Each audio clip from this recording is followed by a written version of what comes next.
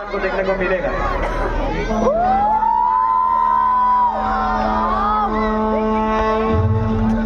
సర్వ మానవాళికి రక్షకుడు, మనకు కొండంత అండగా నిలిచేవాడు, మనసులో తలచిన వెంటనే గుండెల నిండా ధైర్యాన్ని నింపగలిగే మహాయోధుడు, అభయహస్తంతో ఎల్లవేళలా మనల్ని కాపాడే ఆ పవనపుత్రుడి ఇప్పుడు మనసారా స్తుతించుకుంటూ శ్రీ పంచముఖ ఆంజనేయ స్వామిగా అవతారమెత్తిన కథ దృశ్య రూపంలో తిలకిద్దాం రండి.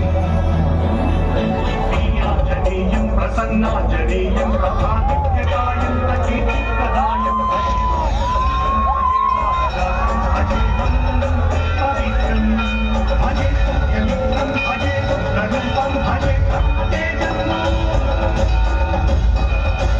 అది రామాయణ మహాయుద్ధం భీకరంగా సాగుతున్న తరుణం.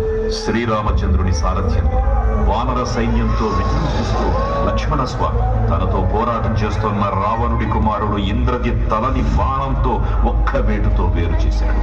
ఇంద్రజిత్ మరణం విన్న రావణుడు ఆవేశంతో ఊగిపోయాడు. ప్రతీకారం కోసం పాతాళ లోకాధిపతి తన సోదరుడు అయినటువంటి మహిరావణుడి సహకారం కోరాడు.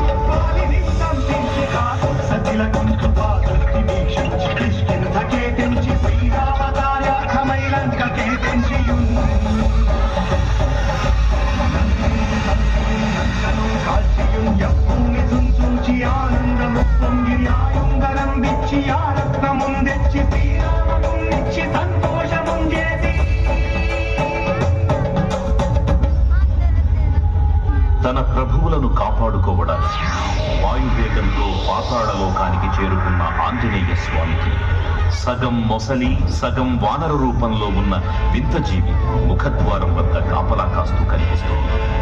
ఆ జీవి మకరధ్వజుడు అనే తన పుత్రుడని, మహాసముద్రాన్ని దాటుతుండగా నీటిలో పడ్డ స్వేదవిందు ఒక మొసలి గ్రహించడం వల్ల జన్మించాడని తెలుసుకుని ఆశ్చర్యపోతాడు హనుమంతుల వారు.